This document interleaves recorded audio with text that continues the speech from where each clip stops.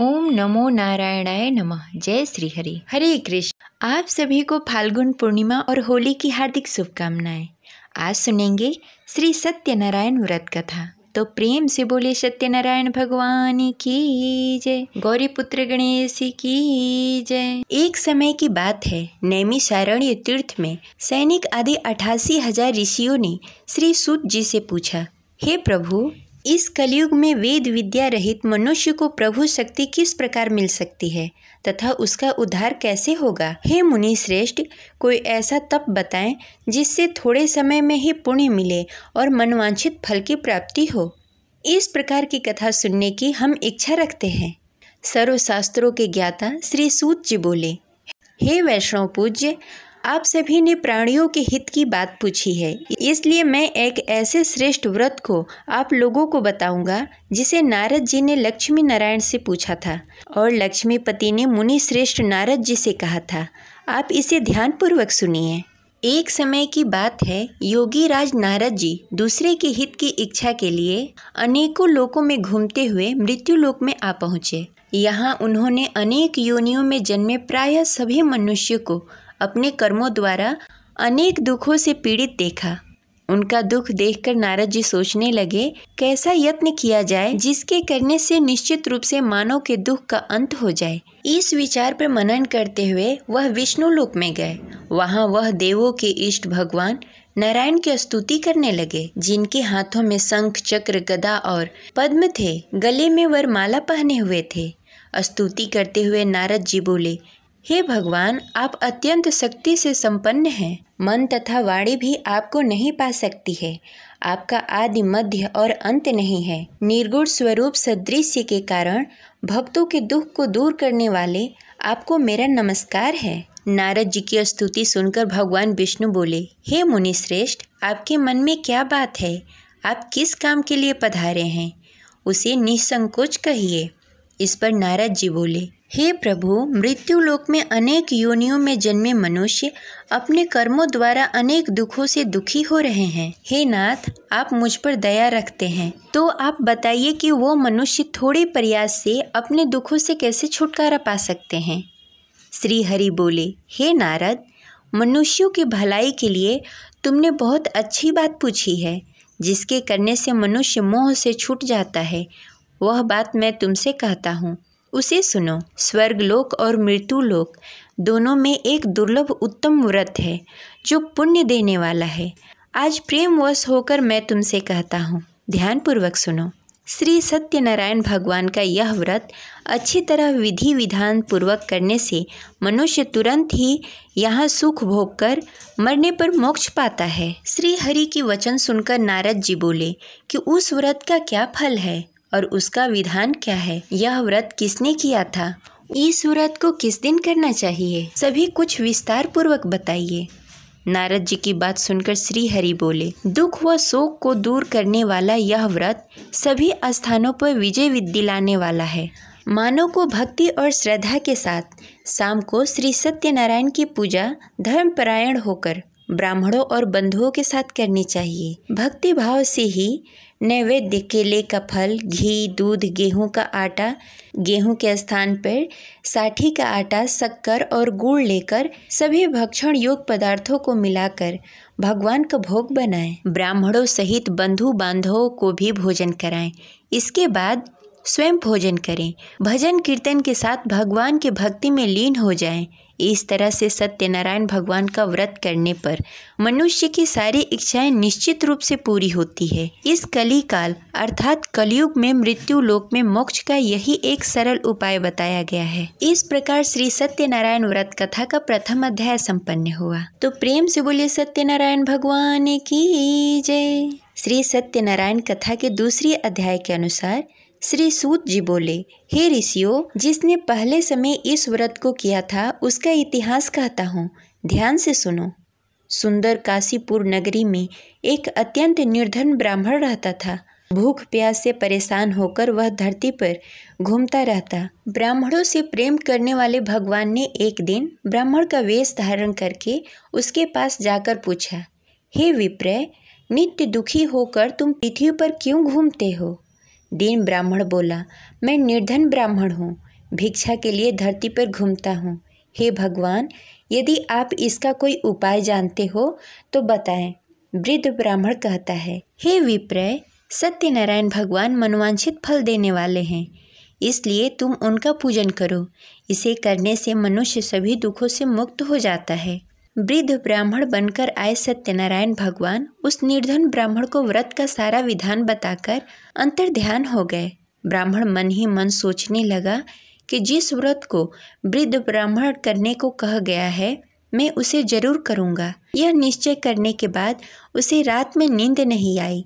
वह सवेरे उठकर सत्यनारायण भगवान के व्रत का निश्चय कर भिक्षा के लिए निकल चला। उस दिन निर्धन ब्राह्मण को भिक्षा में बहुत धन मिला, जिससे उसे बंधु बांधवों के साथ मिलकर श्री सत्यनारायण भगवान का व्रत संपन्न किया। भगवान सत्यनारायण का व्रत संपन्न करने के बाद वह निर्धन ब्राह्मण सभी दुखों से छूट गया। हर माह इस व्रत को करने लगा। इस तरह से सत्यनारायण भगवान के इस व्रत उसी समय से जो मनुष्य करेगा वह सभी प्रकार के पापों से छूटकर मोक्ष को प्राप्त होगा और सभी दुखों से मुक्त हो जाएगा। श्री सूत जी बोले कि इस तरह से नारद जी से नारायण जी का कहा हुआ श्री सत्यनारायण व्रत को मैंने तुमसे कहा। हे विप्रो, मैं अब और क्या कहूँ। ऋषि बोले, हे मुनिवर, संसार में उस विप्र से सुनकर और किस किस ने इस व्रत को किया, हम सब इस बात को सुनना चाहते हैं।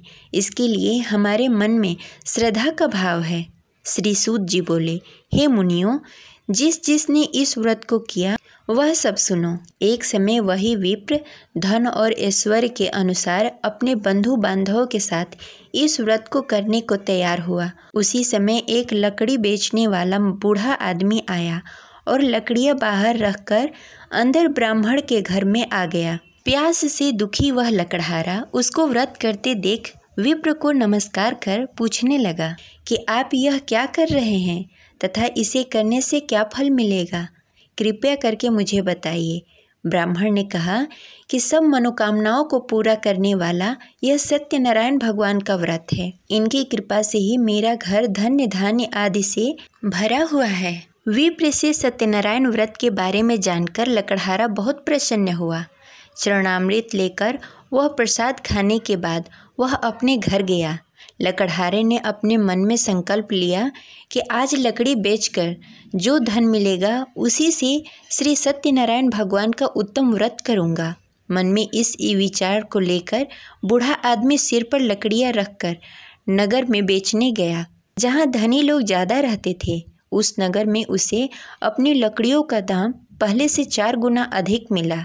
बूढ़ा व्यक्ति प्रसन्नता के साथ दान लेकर केले, शक्कर, घी, दूध, दही और गेहूं का आटा लेकर श्री सत्यनारायण भगवान के व्रत की अन्य सामग्री लेकर अपने घर को गया।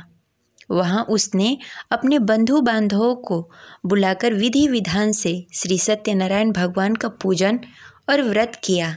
इस व्रत के प्रभाव से वह बूढ़ा लकड़हारा धन, पुत्र आदि से युक्त होकर संसार के समस्त सुख भोगकर अंतकाल में बैकुंठ धाम को चला गया।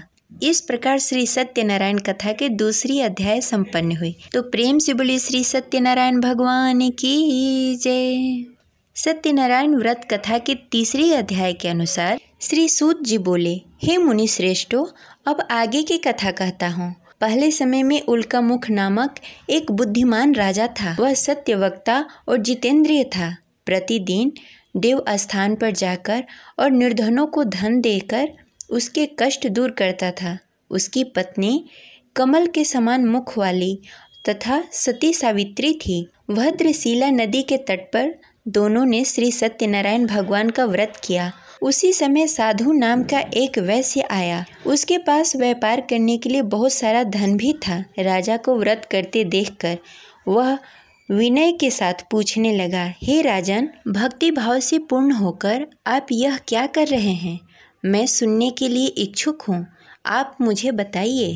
राजा बोला, हे साधु, अपने बंधु बांधवों के साथ पुत्रादि आदि प्राप्ति के लिए यह महाशक्तिशाली श्री सत्यनारायण भगवान का व्रत और पूजन कर रहा हूँ। राजा के वचन सुनकर साधु आदर के साथ बोला, हे राजन, मुझे इस व्रत का सारा विधान कहिए। आपके कथानुसार मैं भी इस व्रत को करूँगा। मेरी भी संतान नहीं है और इस व्रत को करने से निश्चित रूप से मुझे संतान की प्राप्ति होगी। राजा से सारा व्रत का विधान सुनकर व्यापार से निवृत्त होकर वह अपने घर गया। साधु वैश्य ने अपने पत्नी को संतान देने वाला इस व्रत का वर्णन कहकर सुनाया और कहा कि जब मेरी संतान होगी तब मैं इस व्रत को करूँगा।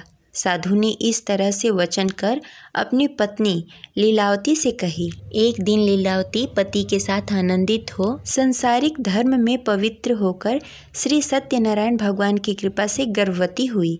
10वें महीने में उसके गर्भ से एक सुंदर कन्या ने जन्म लिया। दिनों दिन वह ऐसे बढ़ने लगी जैसे शुक्ल पक्ष का चंद्रमा बढ़ता है। माता पिता ने अपनी कन्या का नाम कलावती रखा।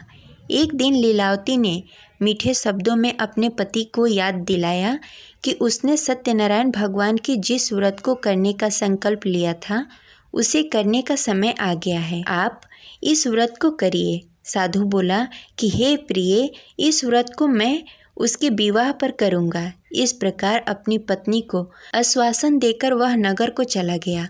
कलावती पिता के घर में रहकर दिनों दिन बड़ी होने लगी। साधु ने एक बार अपनी कन्या को अपने नगर की सखियों के साथ खेलते हुए देखा तो तुरंत ही दूत को बुलाया और कहा कि मेरी कन्या योग वर देखकर आओ।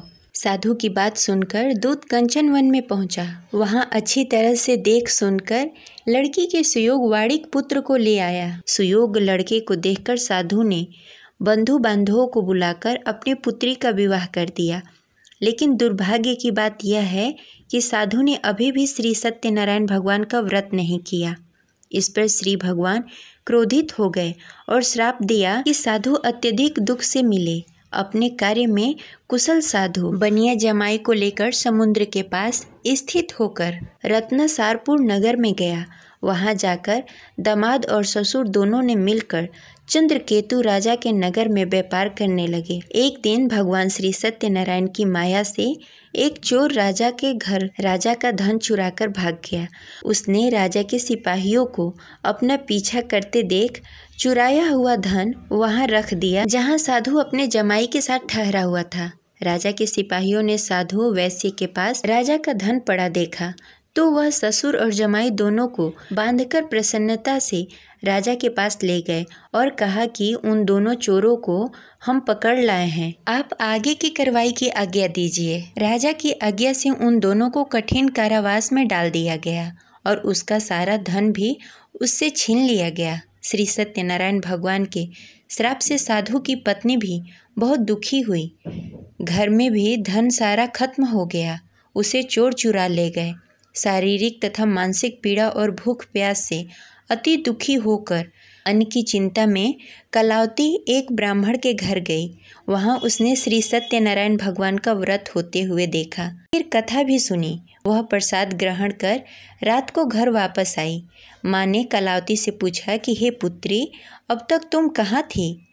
तेरे मन में क्या है? कलावती ने अपनी माँ से कहा कि हे माँ, मैंने एक ब्राह्मण के घर श्री सत्यनारायण भगवान का व्रत देखा।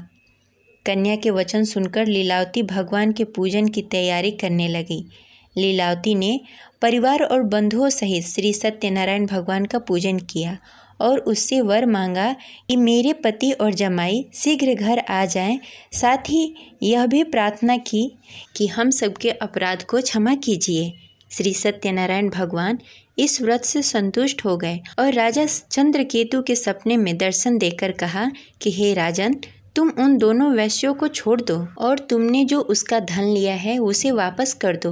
अगर तुमने ऐसा नहीं किया तो मैं तुम्हारा धन, राज्य, संतान सभी को नष्ट कर दूंगा। राजा को यह सब कहकर भगवान अंतर ध्यान हो गए। प्रातःकाल सभा में राजा ने अपना सारा सपना सबको सुनाया। फिर बोले कि वड़िक पुत्रों को कैद से मुक्त कर सभा में लाओ। दोनों ने आते ही राजा को प्रणाम किया। राजा मीठी वाणी में बोला कि हे महानुभाव, भाग्यवश ऐसा कठिन दुख तुम्हें प्राप्त हुआ है, लेकिन अब तुम्हें कोई भय नहीं है। ऐसा कहकर राजा ने उन दोनों को नए वस्त्र आभूषण भी पहनाए और जितना धन उनका लिया था उसे दुगना धन वापस कर दिया। दोनों वैसे अपने घर को चले गए। इस प्रकार सत्यनारायण व्रत कथा की तीसरी अध्याय संपन्न हुई।